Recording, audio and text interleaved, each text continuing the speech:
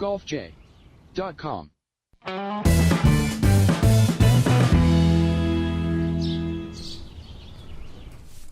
Good evening, everybody. Welcome to another edition of the Golf J Podcast on FingerLakes1.tv.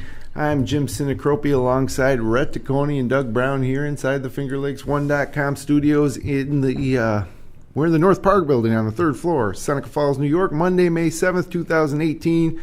Tonight we're going to talk about the Players' Championship. That's going to be great. It's the fifth major, so they say.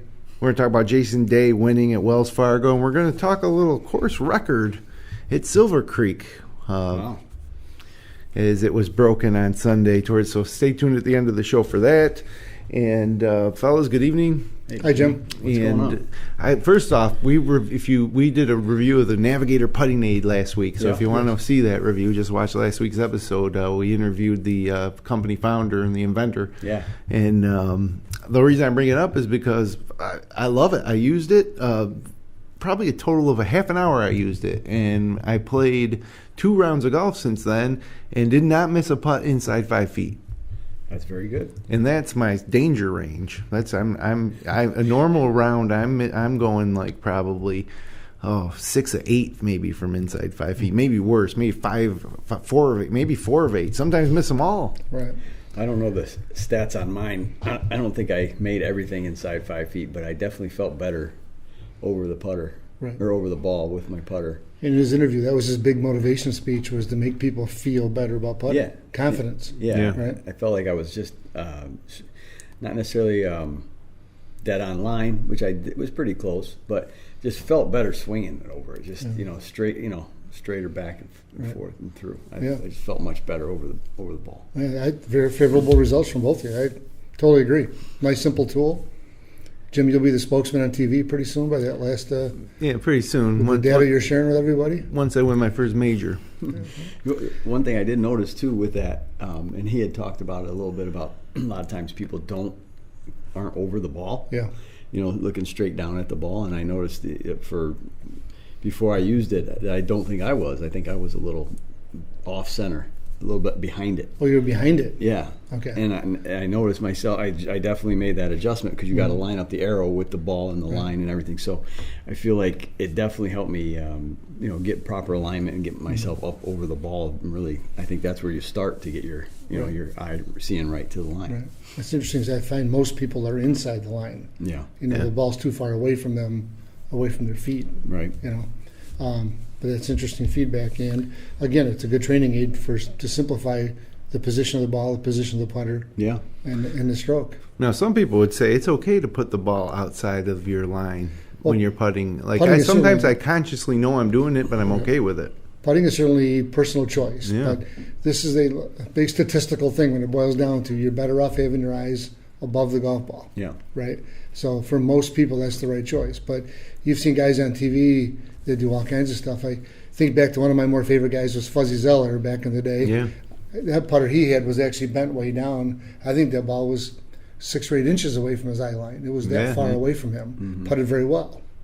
So everybody you can become homegrown as a putter. Yeah. Right? I think if you're going to teach somebody, or at the level that we're talking about on the tour, is how do you hit the ball where you're aiming, right?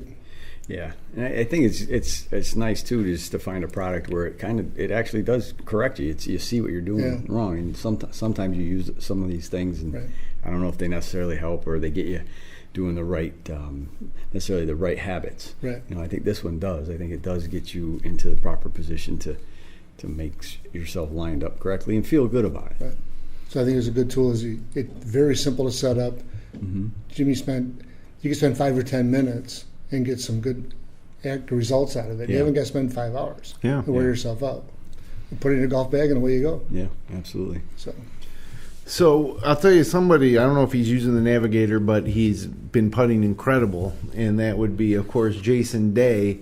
And the stat I heard this weekend, actually heard it first on PGA Tour Radio during Saturday's round when I was mowing my lawn, listening to PGA Tour Radio, which I'm going to make a pledge to our listeners.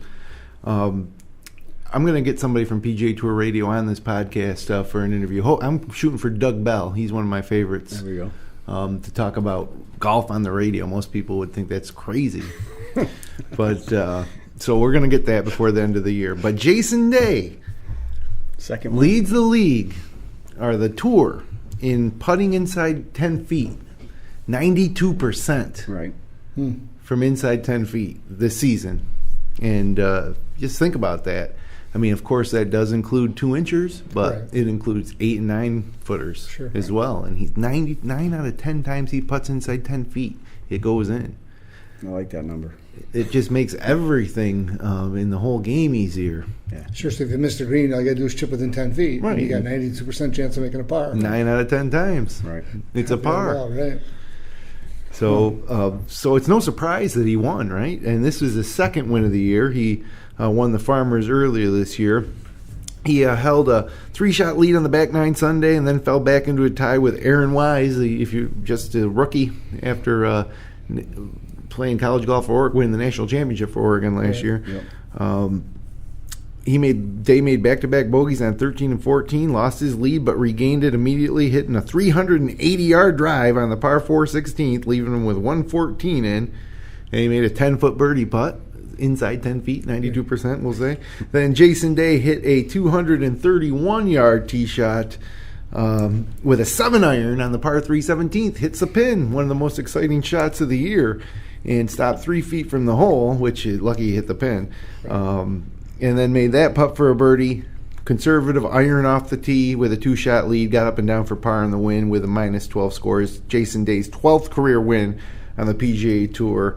And it was an enjoyable final round. That Day seemed like he would maybe walk away with it, but then made it interesting and then eventually did cruise to victory. Question, what are you guys hitting from 230? Because he hit a 7-iron. I know. A lot of guys hit 7s. It was crazy. I'm way far away from a 7-iron from 230. Not to take anything away from it. The ball landed on the front edge of the green and was rolling hard. Yeah. So probably, I don't take anything away, probably flew 200. Right. But I'm still not hitting a 7-iron. No, I know. 200, it's a 4-iron. Yeah. To carry 200 yards. That's 4 hybrid. Yeah, so I'm like 3-4 hybrid. Yeah. But it's just how much more accuracy you have with the 7-iron. Compared to well, I'm not stopping my 4 hybrid on that green yesterday. No, your only plays to the right. Yes, and that was it was dead on. Yeah.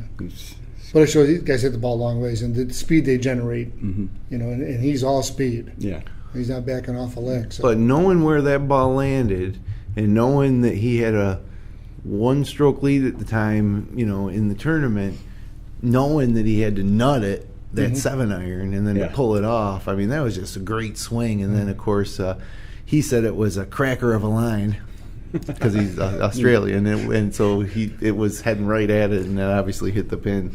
But just to say this is the shot I'm going to hit, knowing you have to hit it perfect. You can't hit it a little thin. Yeah. You know, you can't hook it or it had to be a perfect center hit, full swing 7-iron, and he pulled it off. Oh, the mental toughness that he has, and that most of those guys have after hitting that one in the water, a few holes, and to fight back and have that shot just almost go in the hole.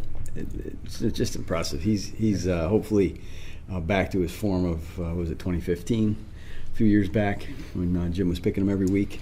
He was, but for good reason. Absolutely. And hopefully he's back to that form because much like some of the others, golf's a little better when Jason Day's playing well too. Right. Say the same for 8 or 10 guys. Yeah. I think it's good to see him back in there as well. I agree. As far as hitting the ball in the water, they all have short-term memory loss. True. Everybody, those guys tend to forget that stuff. Where us guys would tend to dwell on that maybe for weeks and weeks, and maybe never get over it. Right. But they got scar tissue. Definitely for a few holes, it would definitely affect me.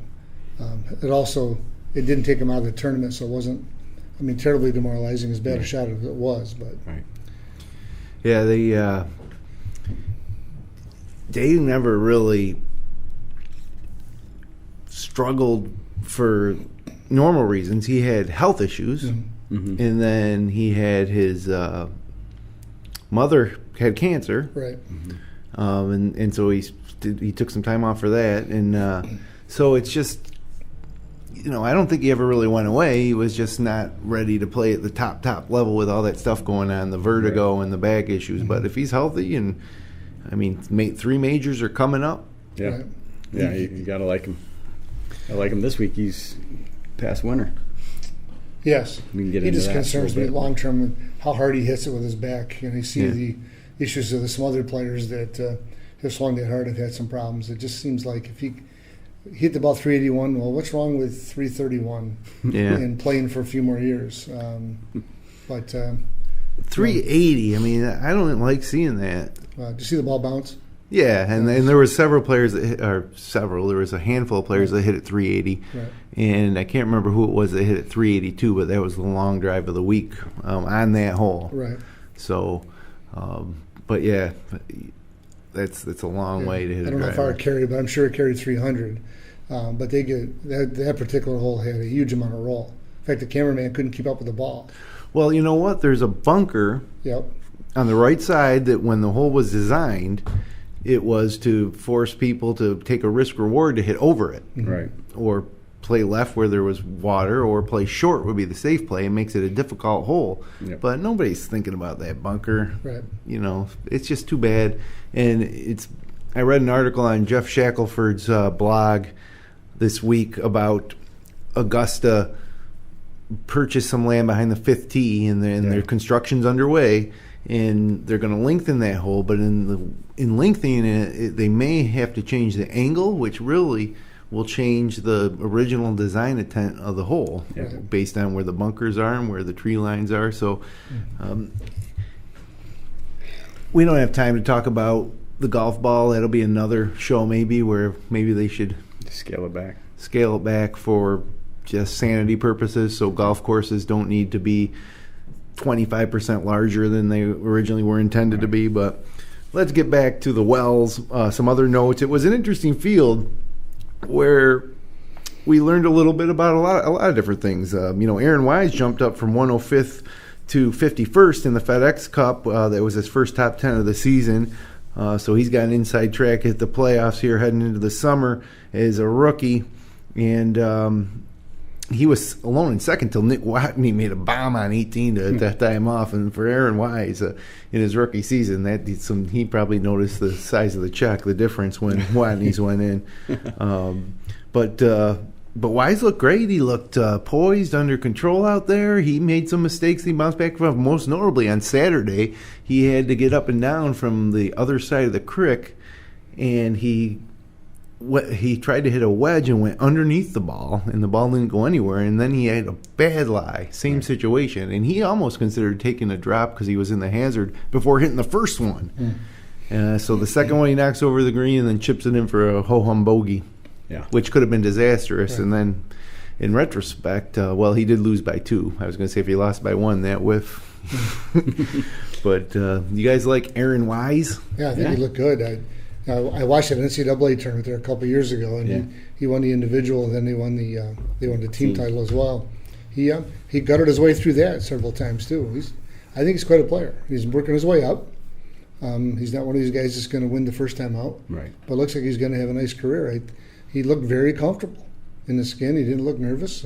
21, I think. 21 years old, I believe. Young man. No, he did grind it in the NCAA championships, and you could tell that he was going to have a bright future in that regard. But I also was happy to see Nick Watney play well again. It's been a while. He's a big hitter. He's been missing in action. Years, not just like a year. Right. Like, He's one of those guys that changed clubs 3 or 4 years ago, and then kind of fell off the map. He dropped down a little bit. He really went away. I'm not aware of any injuries. Yeah. And now he had to change clubs again because he went to Nike. Right. And they're gone. I don't remember now what he was playing yesterday. Mizuno. He had just Mizuno golf bag. Yeah. Okay. Good quality product, but and he's been on the leaderboard a little bit this year. We've seen him a couple times, but he hasn't played that well on Sunday or the weekend anyways, but he's been up there on the leaderboard. Speaking of equipment, Jason Day, 100% TaylorMade ball, wedges, putter, woods, irons, TaylorMade. Yep. So nice day for TaylorMade. Bryson DeChambeau has quietly become pretty consistently good. Oh, yeah. He had another great week. He finished 4th despite a triple bogey on his third hole of the tournament back on Thursday. He closed with 3 consecutive subpar rounds, 65, 66, 70. And it was his third top 4 finish in his last 4 starts. He's 17th in the FedEx Cup standing. Now, here's a guy that heading into the season, you didn't know if you were picking him for fantasy golf. You didn't even know if he would be a good pick or not. Right. It was like a flyer, but the guy's legitimate. Mm-hmm. I agree. Come out of college, a lot of fanfare. Didn't do too well, and basically kind of went away. Yeah. Web.com, and now he's got a win, right? Mm-hmm. He won earlier. And you're right. He's having a nice run. He's having a nice season. Putting himself right in position. And at this pace, he's where's he in the FedEx right now? 17th. At this pace, I mean, he could have a top 10 year. Maybe even contend for the championship. Who knows? Absolutely.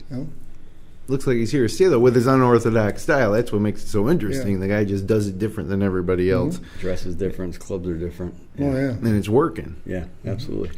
Phil Mickelson was in contention. Of course, it's the typical Mickelson stuff. He does some incredible things like the final up and down he made out of the rocks by the stream. Yeah. But, still finished 5 shots back. And then Patrick Reed, who did well at Quail Hollow when the PGA was played there last August. His first time in an individual event since winning the Masters. He finished 8th. He's been playing good. 6 straight top 10 finishes, 5th in the FedEx Cup standings.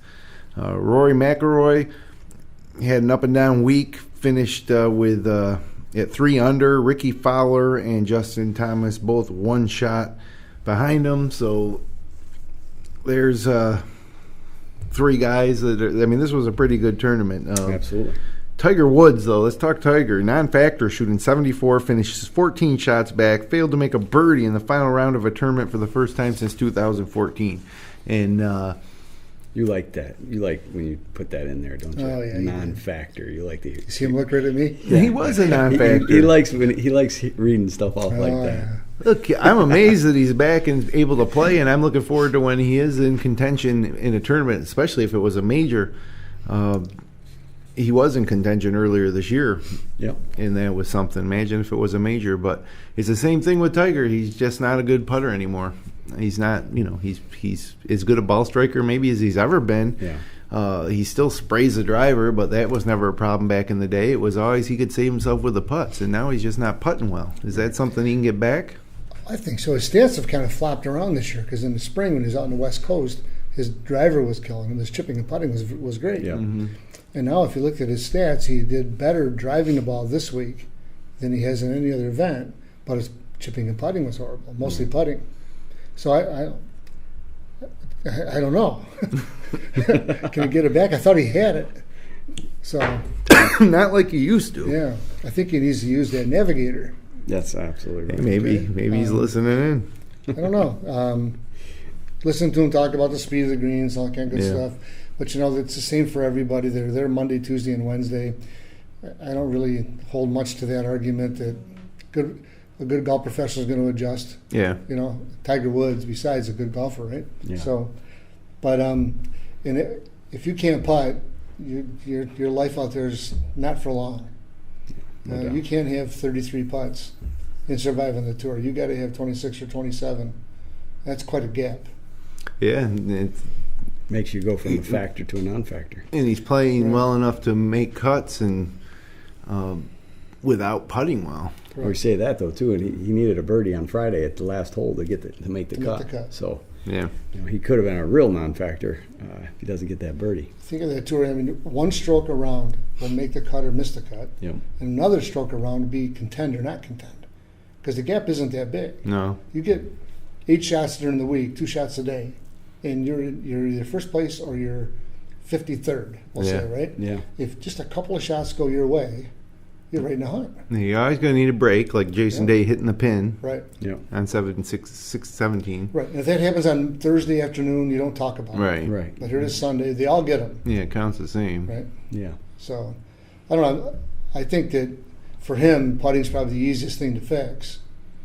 I don't know. I mean, I've always thought, everybody's talked about Tiger's physical problems, but I've always thought that the way he putted back in the late 90s and early 2000s, that it was mental, and that he was just so incredible. It was so much better than you even as someone who golfs and watches a lot of golf, it was like unbelievable. It was superhuman.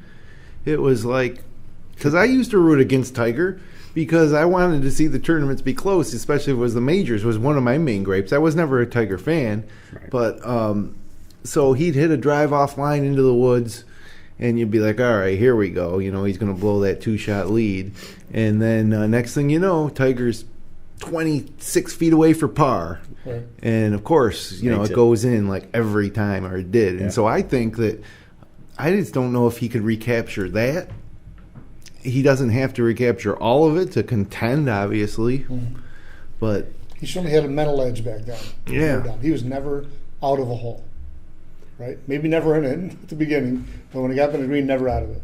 What's the number everybody thinks that will, not that he's back. I mean, he's obviously still one of the top golfers in the world, but, you know, Tiger Woods fans, what's the satisfying number? Does he win 2 tournaments? Does he win 1 major and for the rest of his career? Yeah, I mean, we're talking 6 years. Like real reality is until he's 6 years. 44 years old. So I mean, I'm the biggest fan of this group. All right, I would think if he wins a couple more majors and maybe 10 tournaments in total in the next 6 years.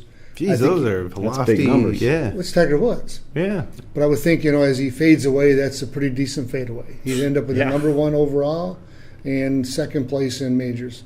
You know, to win 10 tournaments in 6 years, as healthy as he looks, I don't think that much of a stretch. The thing that's crazy is in 2013 he won 5 tournaments, and he won big ones, like not majors, but he won the World other Cup big championships, all that. Yeah, he won Bay Hill, he won Memorial, he was he was the player of the year. Yeah, he won some big tournaments 5 years ago, and now we're talking about in the next 6 years, if he wins 10, maybe 2 majors, it's a great finish for him. So, you know, in his mind, that's definitely not a great finish. But I think if we all got that out of him and he contended every week that he played, I'd be happy with that. Because I like Tiger Woods. I'm not as big a fan as you, but definitely like seeing him do well. I think it makes the tournaments more watchable. And I think with those types of numbers, that's great for golf. Yeah. As he fades away. Yeah. I think anybody else, if he does that, anybody else that got those numbers would take that for a career. I think that if he wins 1 or 2 regular tour events and doesn't even win another major, that it's a fine comeback. Mm-hmm. I think just having him back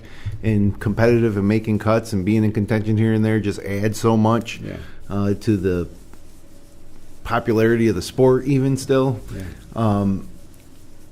I think a ceiling would be a couple majors. 10 more wins. I mean, so I would agree with your numbers if he didn't fall off the map after the 13 season, right? Because he hasn't faded away. He dropped off the map. Right. Because during a normal fadeaway, he would have had a couple of more somethings in there that would have been victories. You know, maybe no more majors, but you think he would have won a couple times a year. Yeah. If he just continued to play. Yes. Yeah. You know, so the overall win record would already been broken, et cetera. You know, so now it'd be like you get to be the ceremonial guy from now on. But I think that gap is what makes me think, for me, to be satisfied with his comeback, I need a little more. Yeah. It's crazy to think that at 34 years of age, he won his 14th major. Yeah. And he hasn't won another one. That's just I guess crazy. One reason I'm satisfied is because I really thought he was done. I didn't think he could get it back enough to compete with these guys, you know, on a week-to-week situation with the best players in the world. But he's gotten back into the position, so now what he does next, I guess, and maybe it starts this week. This is a big tournament this week. It's the Players. I guess we should probably... So I guess I'm glad that we're disappointed in Tiger when he's gone from 700th in the world to 92nd or 3rd today, and we're disappointed with his performance. Well, I'm not disappointed. I'm not disappointed. I'm still impressed because I thought he was finished. Right. Yeah, I'm not disappointed with his performance. I'm glad that he's back. I'm glad that there's no issues with pain at this point, and that we're just talking about his play on the course as opposed to will he come back? Is he going to be done? You know, all that aside, we're talking about him as a golfer again, which is great. Yes. Because I think when you put him in with that group of 10 or so guys, I mean, he's still Tiger Woods. So there's almost the expectation that he's going to be contending every week. Right. Even if he doesn't every week. And there's the disappointment if he doesn't now, because we're just talking about him as a golfer, not his injuries and all the other stuff. Well, what if this week he's in contention, you know, with Justin Thomas, you know, and Sergio or something? You know, what if they're the 3 guys at the top of the leaderboard heading into Sunday? that's what's going to be the payoff. You know, whether he ends up wins or losing, just the idea of that is going to be great. And the Players, it's the 5th major. Golf Channel will carry live network coverage on Thursday and Friday from 1 to 7. NBC will have the weekend coverage starting at 2 p.m. each day.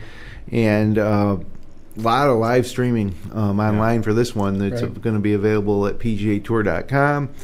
And I think it might be at the actual Players website as well, but they're saying it's going to be the most accessible to watch live tournament ever. And as part of it, they had put together some featured pairings, and the one that jumps right off the sheet is Tiger Woods, Phil Mickelson, and Ricky Fowler for the first 2 rounds. It'll mark the first time Woods and Mickelson have been grouped together in a tour event since the 2014 PGA Championship at Valhalla. And I got some stats here. In the 32 times Woods and Mickelson have played together, whether it was just 2 or 3 in the group, Mickelson actually holds the all-time edge over Tiger. 15 wins, 14 wins or losses. He shot a better score than him 15 times, worst score 14, and they tied 3 times. Woods has the better scoring average at 69.4. Mickelson's at 69.6. And only 7 of those matchups have been in the final round, which I can't remember 7 final rounds when they were paired together. That was always big news. That seems like a lot. Yeah.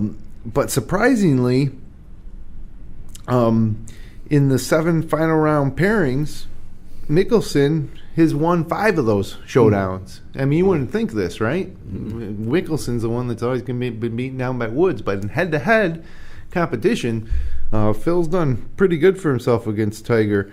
The first time they ever played together was the 1997 NEC World Series of Golf. And they both shot 72. So it's a great pairing. It's obvious that the tournament committees, sit down and put these things together, right? There's no random draw here, but it's going to be fun to see those guys playing together. They used to hate each other. Now they're supposedly great friends and teammates. It might be a prelude to some Ryder Cup situation coming up. Yeah. I like it. And plus you add a little bit of flair with Ricky. He's been known to play a lot of practice rounds with Phil, and they're close too. And I think that's the beauty of the Players and the way they set this whole tournament up. What they always say is when the best field's in golf, you're getting the best of the best, and obviously they know what they're doing with their setup here with this featured group. Yeah, the challenge, these guys go out in the morning on Thursday. The challenge is going to be virtually every spectator will be with that group. Yeah.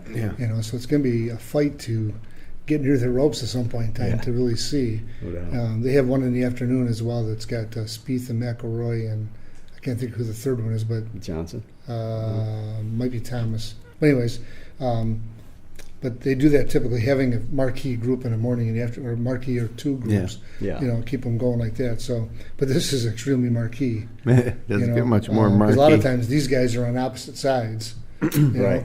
To control even out the crowds a little bit. Yeah. And then of course Ricky won there before, and he's got a big fan base, right? So it'll be a circus. I'm sure that people are all taking Thursday off from work. They're going to be there all day long, right? No, I would be if I was. And it's for the first 2 rounds, so they'll be back Friday whenever that is, and they'll be in the afternoon do it again. Friday afternoon when they come around at 16, that whole area will be nuts. It'll be primetime TV at 5 o'clock for us or whatever. Yeah, it'll be great. Tiger will be 6 over, Mickelson will be 8 over, Ricky will be 4 over.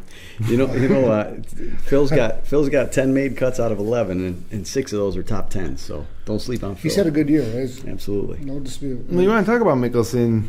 Here's a amazing fact that once I heard it, I said, yeah, that's probably true, but it seems amazing still. World Hall of Famer Phil Mickelson, 5-time major champion winner, has never held the number 1 ranking in the world. And that's kind of hard to believe. Tiger era, with Tiger having, 600 and some weeks. Yeah, but his whole career also spanned David Duval's career. It also spanned Vijay Singh, who's been number 1, Rory McIlroy's. He just never had number 1. And He He first came out, it was Norman and Faldo had it for a little while. Yeah, Back in the mid-'90s. Norman's third. McElroy is second, which is crazy to think that he's 2 more weeks ahead of Norman. And Johnson is fourth. Dustin Johnson is fourth. Yeah, he's been at it for a while now. Mm-hmm. Now, is that a hole in Mickelson's resume? I mean, how much does the World Golf Rankings matter? We talk about him, and people talk. Jason Day actually openly, Jason Day openly tries to be number one in the world as much as anything. But I think it's a little more watered down now. Maybe that's not the right term to use. The points are so close. Every week there could be a change. I think it was if Justin Thomas finished 15th place last weekend, he'd become number one. And then probably would flop right back this week if Dustin Johnson has a good week. Because remember a while back, Luke Donald had it, and then somebody else. It went week to week to week to week. I was just gonna say it's not watered down, but Luke Donald's fifth, 55 weeks at number one. Wow. Yeah, he was there for a long time. If you look at those points, those guys have on the world rankings, they have like 8 points something. Yeah. Tiger had like 21. I mean, the gap was huge. These guys are all. We talked about the big 8, 10, 12 after having a big 3 for a little while. Yeah. That's really where we are. Yeah. If somebody gets hot for a couple weeks, they can get the lineup flips. And I don't think that. I don't think it's a hole in Phil's resume. I mean, Tiger had 679 weeks at number one, so that's what 10. That's 12 years. Right. But still, you think back. Greg Norman was number one for a while, right? Yeah. We still talk about all the Masters losses he had. The failures. I still think it boils down to wins and majors. And, you can't use money because Nicklaus is like 1/1,000,000th on the list now. Yeah. Faldo's not even on this list. He's never been number one either. Never been number one? Mm-mm. 0? Mm-mm. Wow. So Azinger probably was at one point? I don't think Zinger was either. You got. Who was number one after Norman then, if it wasn't Faldo? What it says here, Lehman had a 1 week, Martin Keimer 8. I remember that. Els 9, Scott Ernie Els 11, David Duval 15, Adam Scott, Lee Westwood 22, Jordan Spieth 25. Lee Westwood 22. Wow. Yeah. Most weeks at number one. Yeah, so don't worry about him, Phil. Yeah. Yeah. So it's I don't think it's something we should worry about with Phil because there's a handful of others. Well, yeah, we're not going to talk about it 10 years after he's done. No. Yeah. No. So he's what's he got? 6 majors. He's got 3 jackets, a British Open, Mickelson, 2 2 PGAs. PGAs, yeah. Yeah, 6 majors. Yep. That far outweighs any time at the number one ranking. So Totally agree. You ask us what they'd rather have? yeah. Any one of those tournaments, they'd rather have that. Phil Mickelson has 5 majors, Is it 5? right? 1 PGA? Yeah, it must be only one. I thought he had 2 PGAs, but maybe must be not. He won at Baltusrol, right? Yeah. That was his first major. He's got 3 green jackets. He's And got a a British Open British against something. Stenson. 5. Yeah, 5. Well, let's see here. The players. Let's talk. It's such a big field. I hate having to pick just one guy. Let's talk 3 guys each, and you can't talk about a guy when somebody else does. So let's take 3 picks. You can give your number one ultimate pick, but give me three picks, and either you guys can start. I'll go last. Go ahead, Doug. I guess my ultimate pick would be Justin Thomas. Justin Thomas. Do I keep going, or is it? Yeah, give me your 3 guys. My second pick, I'm going to go with a fan favorite, Patrick Reed. And my third pick will be Tiger Woods. Well, he won there in 2013 and 2001, but historically he hasn't been his course. I'm a loyal fan. Yeah, well, I don't do the Jason Day thing like you did. No, I'm always a Jason Day fan. Come on. Who are your 3? I'm going to go with John Rahm. I think this is the next step for him in progression to a major. And then I'm going to go with Mickelson. I like the way Phil's playing. I think he's due. And this would be a good story for him to keep his. Who was that second one? Mickelson. Oh, Mickelson. Yep. Okay. Yep, Mickelson. And then I'm going to go with kind of a little out there, but he's made 11 out of 11, and he's always solid. Matt Kuchar. He's a former champ. Former champ, yeah. Yep. Mm-hmm. Well, you guys left me great guys to choose from. Hey, First of all, I'm going to take Jason Day. It's not bad. We knew that. He's obviously in form and feeling good, and he's had he won in 2016. 2 years ago, he was a champ. Yep. You naturally want to take Ricky Fowler because you think of the win he had 3 years ago, isn't it? Mm-hmm. Where he made the 3-hole playoff and birdied 17 3 times that day. But he hasn't had a great record at Sawgrass. 2015 was the win, and he tied for second in 2012, but no better than tied for 60th in 6 other starts. So I'm not going to pick him. Henrik Stenson. I like that one. He won as well, 2009. Third in the tournament's all-time earnings, money-wise. And in his last 3 individual competitions heading into this, he's finished 4th, tied for 6th, and tied for 5th. So I'm going to go with Stenson. And, geez, part of me almost wants to go with Zach Johnson because he's playing so well. But, you're giving up... you're not going with McIlroy or DJ or Spieth if you do that.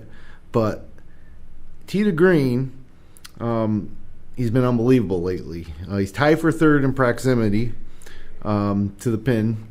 He's ranks number 1 in par 3 scoring. Number 1, Zach Johnson for the season. And he's tops on the tour in both fairways hit and greens in regulation. I mean, and he's putting well. It's not like he still uses the Seymour. Yeah. You know what?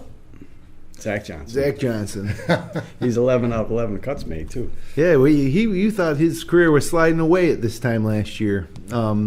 Switching over to those PXG irons. Is he still playing PXG? He is. They got a version 2 out now or something like that. The Zach Johnson version must be. Yeah. It's all due to his caddy. Yeah. He does have probably the most famous active caddy right now in the game in Damon Green. Yep. So, a couple other things. Who was your one pick? The first guy you picked? If you had to pick one, I got Day. You got Thomas. And I'm going John Rahm. John Rahm. Yeah. Wow. Okay. But deep field. I mean, you're talking about Justin Rose. DJ, as we mentioned, Paul Casey, this is the best field. Siwoo Kim's the defending champ. Tommy Fleetwood's been playing good. DeChambeau, of course, is in there. Kisner, Matsuyama, Griot, Chappell, Henley, Koepka, Affy Barnrat. You name it, buddy. They're all out there.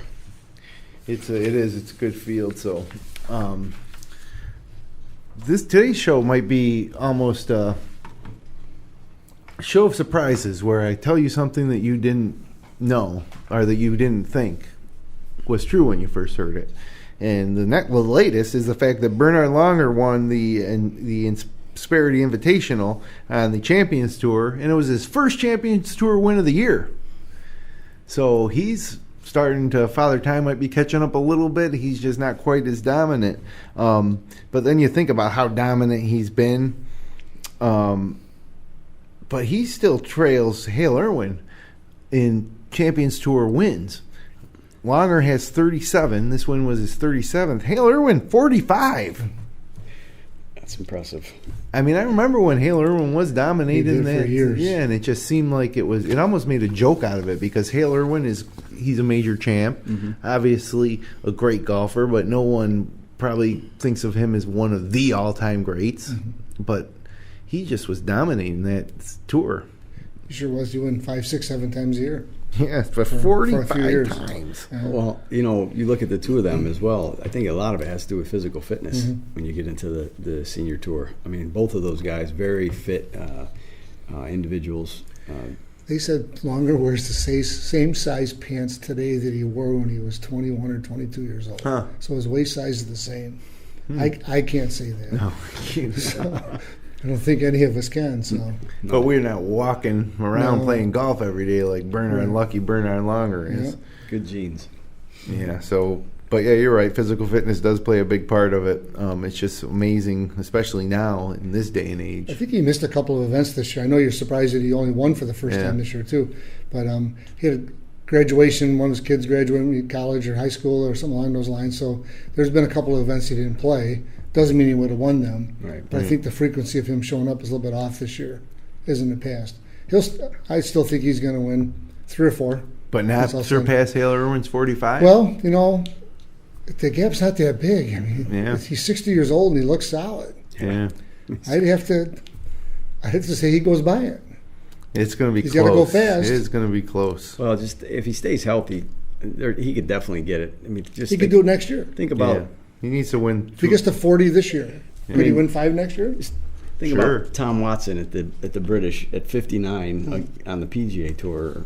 Just everything went right for him that week, but he's still got to be fit. And Bernhard Langer's way more physically fit than Tom Watson was at 59. So you got to think on the Champions Tour, he could definitely get 5 or 6, 7 more wins in the next year or two. I think this is the key year. He can't go with one. That gap has to close. Yeah, he can get up to 40 here. Father Time's got to catch up with him at some point in time. And how many? I don't know if you know how many wins did he have on the PGA Tour or worldwide as a worldwide? Worldwide a bunch, but I think they said it was over 100 worldwide. One major. He won the Masters twice, didn't he? Oh, 2 majors. He never won the Open. Right. No. But just the guy's a winner. Yeah. What a great player. Yeah, but I'm just trying to think. He had the yips for a long time too, and you can't win tournaments with the yips. He invented his putting stroke a whole bunch of times. Just think about how many wins that's just amazing. He survived the long putter ban, although some people question if he's actually performing a legal stroke, but that's for another show too, I guess. So hey, that was another thing I was surprised about. I listened to a pretty interesting interview, with a representative from the PGA of America, Clark, I think was his name.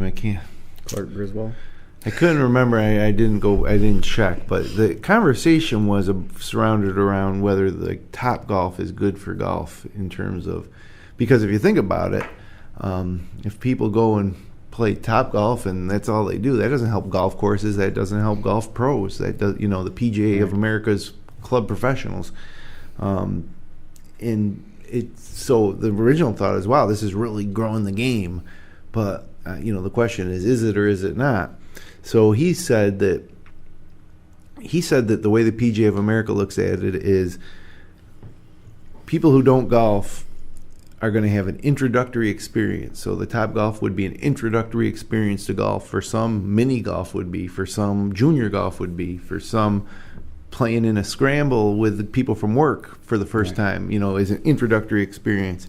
And their goal is to get that introductory experience to make them want to become a recreational golfer, where they're like, even if it's just, 4 or 5 times a year, they're like, yeah, I'll go play golf at a golf course. Right. I'll go golf, or, think about buying some equipment or buy somebody's used clubs. And then from there, you take that person into the next level, which would be the competitive. And not in the sense that they're competitive, that they're going to be playing for the Mid-Am title, but competitive in that they're saying, okay, I'm going to play, once or twice a week. I'm going to be in a league maybe. I'm going to post my handicap. Because when they get to that level, that's when they buy the clubs. They buy a new driver every 4 or 5 years. Right. They buy golf balls and contribute to the success of golf courses. Yeah. So I just thought that was interesting, and the question then is like playing. Can you translate people going and play top golf to playing real golf? How many of them? I don't. And Shotmakers on Golf Channel is the worst show of all time. I think I hate it. I actually liked it. I just don't like. It doesn't do it for me. It's just everybody's going for that long one in the middle. Right. I think that tends to be what you probably see at Top Golf more than anything. I don't really think it helps anybody's short game per se. You know what I mean? I think everybody's just trying to grip it and rip it. And, well, I would assume there's some games you could play there like you would in a dartboard. Yeah. Because you got to get the green twice, the red twice, whatever to close them out. I think it would be fun. I've never been, but it looks like fun. They sell beer. So it's like a bowling alley experience in a sense with We'll do a little review in July. I'm going to go to one in Las Vegas at the end of June. This one was on the show. See how it is. For sure? Yeah, I think so. I'm pretty solid that we're going to do that on our trip. Kids want to do it, so. They must be doing something right. They're growing. They're building more facilities. Right. And no, there's no debating that Topgolf has been wildly successful. Yeah. But the question is that a good thing for the overall health of the game? And Right. that was the topic and got me thinking about it. And, I think that ultimately it is. But people will say, well, is that a sign of the health of the success of golf? Topgolf shows that, the golf industry or the game of golf is evolving and it's becoming, and that shows that the general state of the game is in good health, that so many people would be interested in playing Topgolf, and I don't necessarily think that's true. I think it helps beer sales. I don't know if it helps. So much like miniature golf must not be entertaining enough to keep bringing people in. Yeah. Right. This is certainly entertaining. Right. And they must figure a certain percentage will branch out of there to become league members, like you said. That's what they're hoping. So if it's 10% of a billion, then they got golf grows. Yeah. Right. Depending on how much traffic is at Topgolf. So, but that'll remain to be seen. It'll be 5 or 10 years down the road before you can say it's paid off. And meanwhile, miniature golf, the state of the miniature golf world's never been worse. Yeah, I was going to say. It's tough to find miniature golf courses. You know one reason why is they started making them really crappy. Yeah. Like really flimsy with the Yeah. just not good stuff. Not like the old putt-putt days that you used to watch on Saturday or Sunday mornings. With those guys could roll the rock. They could. You had to make 8 ones out of 9 holes or you're out. But I like mini golf. I like mini golf. And then the other thing that's happening more now in terms of trying to grow the game is few par 3 courses being built. A few more par 3 courses you're seeing. Yeah. Or even in the European Tour where they did the golf sixes this past weekend, where the people, because it's a shorter 6-hole type of deal, shorter to play, easier to consume as somebody watching TV. But I think it's all true. That stuff's all good. But for me, I just like golf. I like 18 holes. I like par 72. I par 3 courses are fun to play and everything, but I wouldn't want to play one every day. And I don't necessarily think that anybody would necessarily join a par 3 course if your facility had an 18-hole course and a second par 3 course or a par 3 9. That would be fun. Right. But places like Pinehurst built one. Mm-hmm. And it's wildly popular because people are paying hundreds of dollars a night and around to play at Pinehurst, and then when they get done, they'll just play another 18 at the par 3 or 9 at the par 3. Right. When they're staying on site there and stuff. So I don't know. In the right areas, par 3 courses, good setup. I remember down in Florida when I was down there. They had a par 3 course that we used to go to every now and then on a Friday night and go play some golf. You bring one club and a putter. Right. It was real short par 3, but you got your beers and it's more of a social thing. There's a chipping putting courses that I like. My introductory experience in golf as a youngster.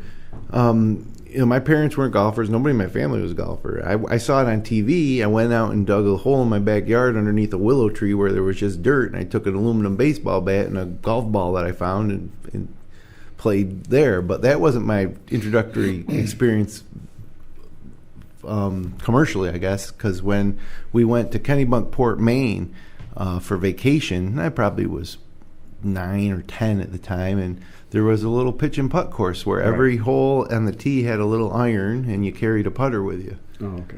Every hole had a different, like it was an old used 9-iron or wedge or something, and every hole was maybe, I don't know.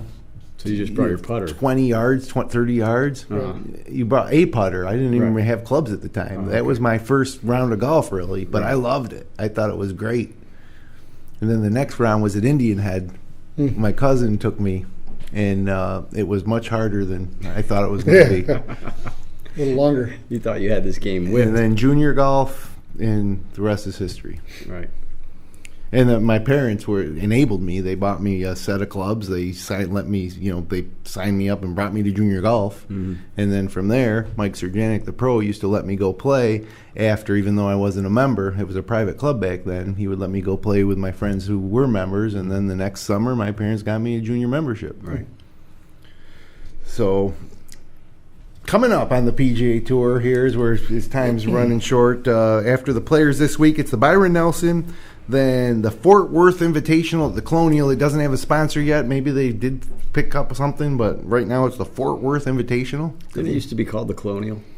Yeah. Why change that? I hate the names, but you know what? When you're paying that much money, you'll. Yep. Well, the Colonial's Hogan's course, right? Yes, it is. Yeah, I mean.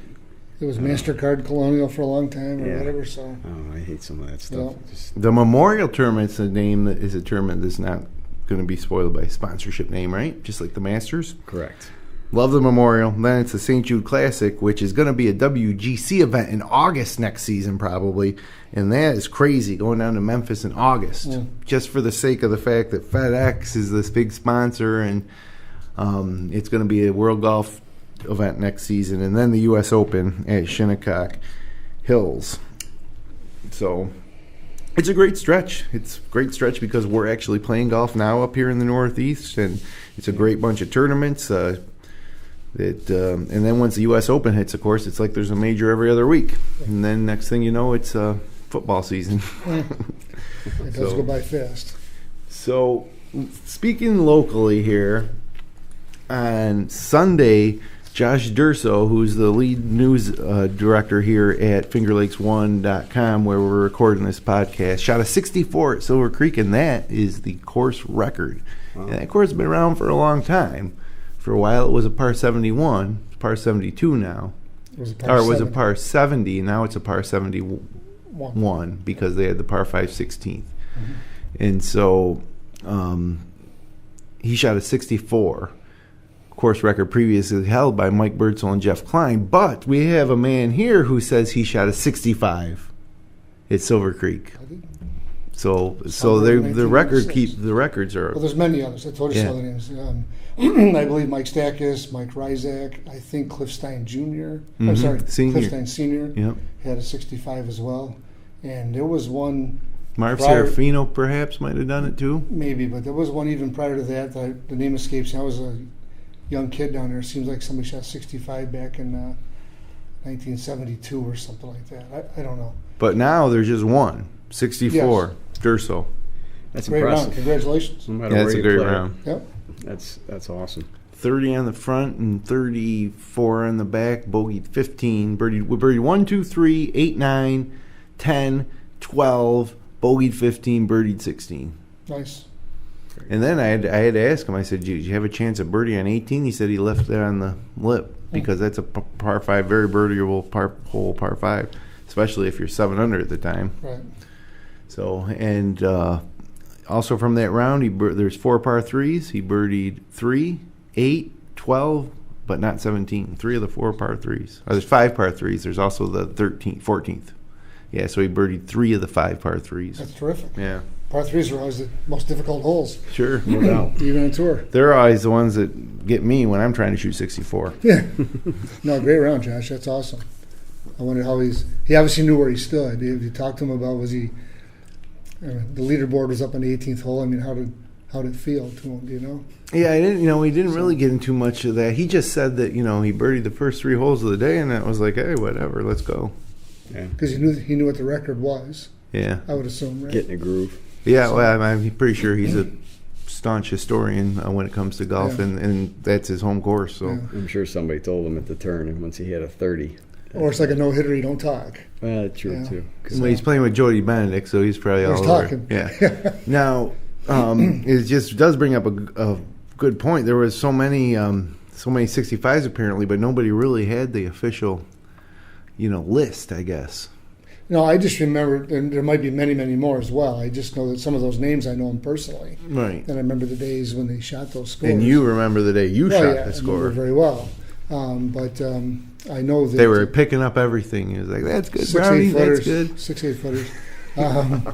But I know I'm very confident Mike Stackis had one long before I did. Mm-hmm. And then and you remember as a kid it being 65. There was a 65 talked about when I was 13, 14 years old, which was a long time ago. Mm-hmm. All right.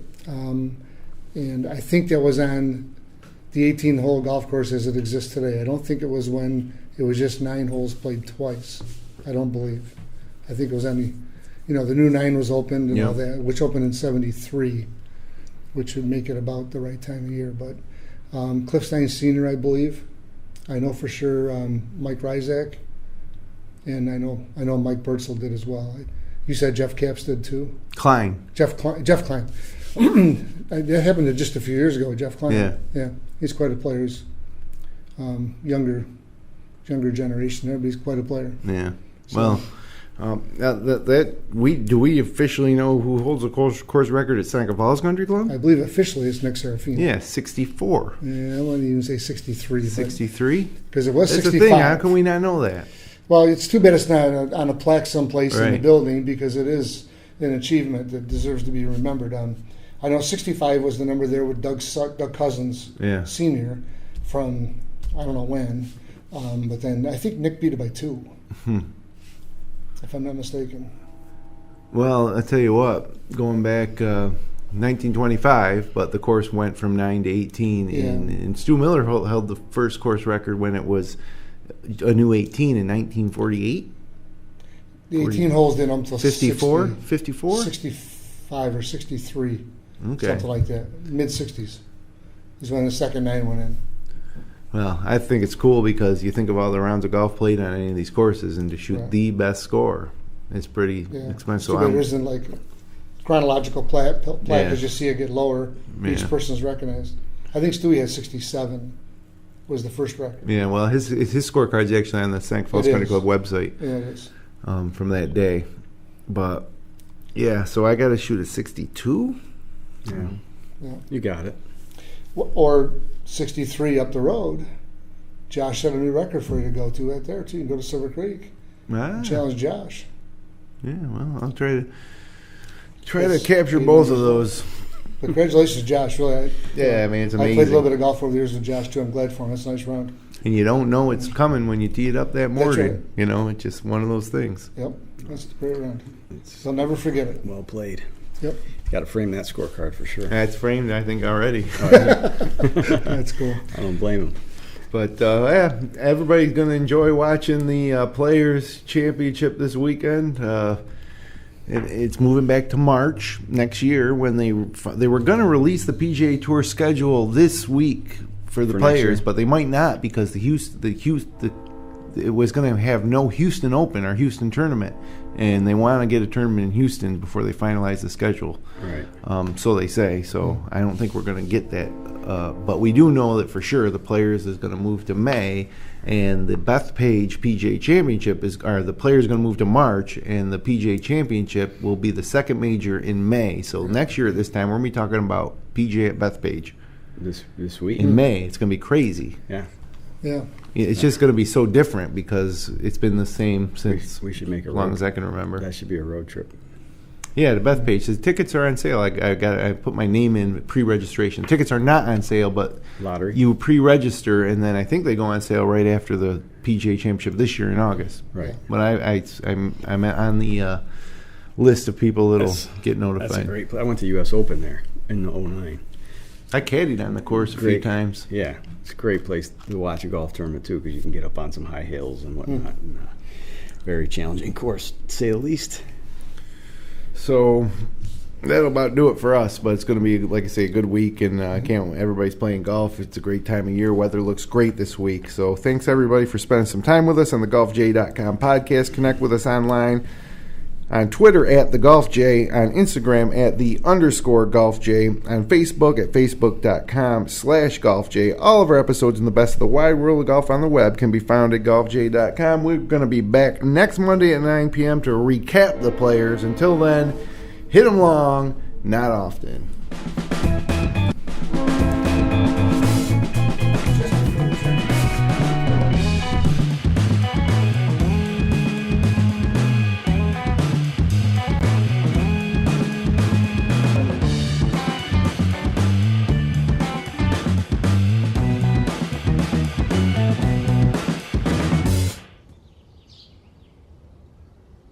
GolfJ.com